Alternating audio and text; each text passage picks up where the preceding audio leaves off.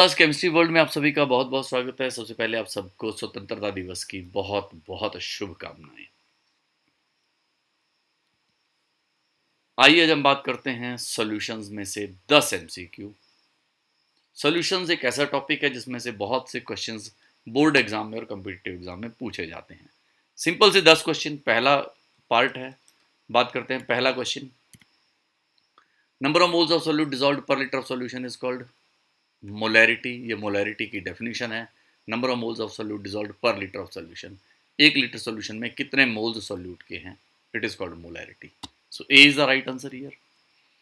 Which of the following has no units, किसके unit नहीं होते मोलैरिटी के? Moles per litre, molarity mole per kilogram, normality gram equivalent per litre, mole fraction no units. Mole fraction is a ratio, number of moles of the component to the total number of moles, ये ratio है तो इसके कोई unit नहीं होते। D is the right answer here. Which of the following do not depend upon temperature, कौन से दोनों टेम्परेचर पर डिपेंड नहीं करते हैं? मोलैरिटी टेम्परेचर पर डिपेंड करता है, नॉर्मेलिटी भी डिपेंड करता है। मोल फ्रैक्शन डिपेंड नहीं करता, मोलैलिटी भी डिपेंड नहीं करता। जिन जिनमें वॉल्यूम आएगा वो डिपेंड करेंगे, जिनमें वॉल्यूम नहीं आता है वो डिपेंड नहीं करते टेम्परेचर पे। मोल फ्रैक्शन डिपेंड नहीं करता, नॉर्मेलिटी वॉल्यूम आता है डिपेंड करता है। मास परसेंट मास आता है तो डिपेंड नहीं करता। मोलैरिटी टेम्परेचर पे डिपेंड करता है क्योंकि इसमें वॉल्यूम इन्वॉल्व है। तो कौन सा पेयर है जो दोनों डिपेंड नहीं करते? B. So B is the right answer here. Mole fraction और मोलैरिटी दोनों टेम्परेचर पर डिपेंड नहीं करते हैं। मोलैरिटी ऑफ प्योर वाटर की molarity is 55.55। The molarity of pure water is 55.55, so D is the right answer here.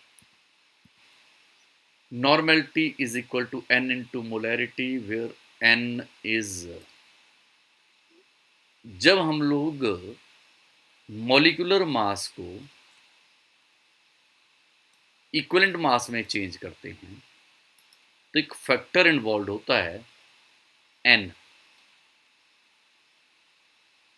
Sulphuric acid के case में it is a dibasic acid, so here N is equal to 2। अगर HCl होता, monobasic acid है, तो N की value 1 होती।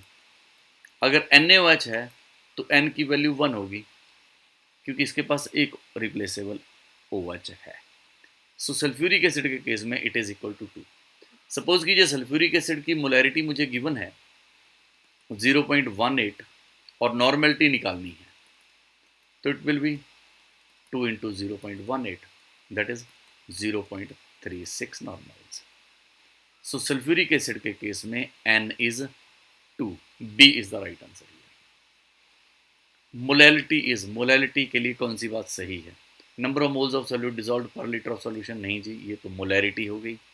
Number of moles of solute dissolved per kilogram of solution, नहीं जी, सॉल्यूशन नहीं होता है। Number of moles of solute dissolved per kilogram of solvent, C is the right answer.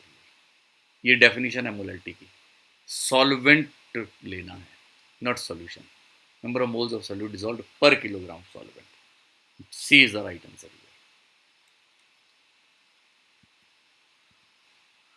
5 gram of NaOH is dissolved in 20 gram of water, mass percent, mass NaOH का 5 है, water का 20 है, mass of solution it is equal to 20 plus 5, 25, mass percent is equal to mass of NaOH upon total mass into 100, so it is equal to 5 upon 25 into 100, so it comes out to be 20%. So A is the right answer here. A is the right answer here.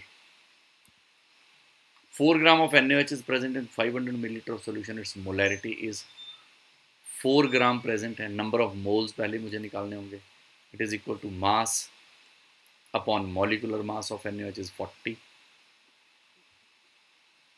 so it is equal to 1/10, number of moles upon volume, ये molarity है, तो it is 1/10 into volume अगर millilitre में है तो 500, इसको मैं litre में चेंज करूँगा into 1000, so it is equal to 2/10, that is 0.2 moles per liter, 0.2 moles per liter. So A is the right answer here.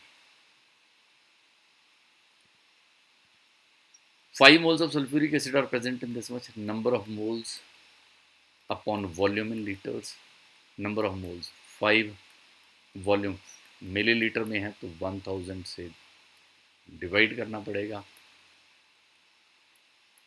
25 4 100, 0 से 0 कट चुकी थी 4, it comes out to be 20 moles per liter. It is A, 20 moles per liter. Sum of mole fractions of all components in a solution is always 1. सारे components की mole fractions का sum 1 होता है. B is the right answer here.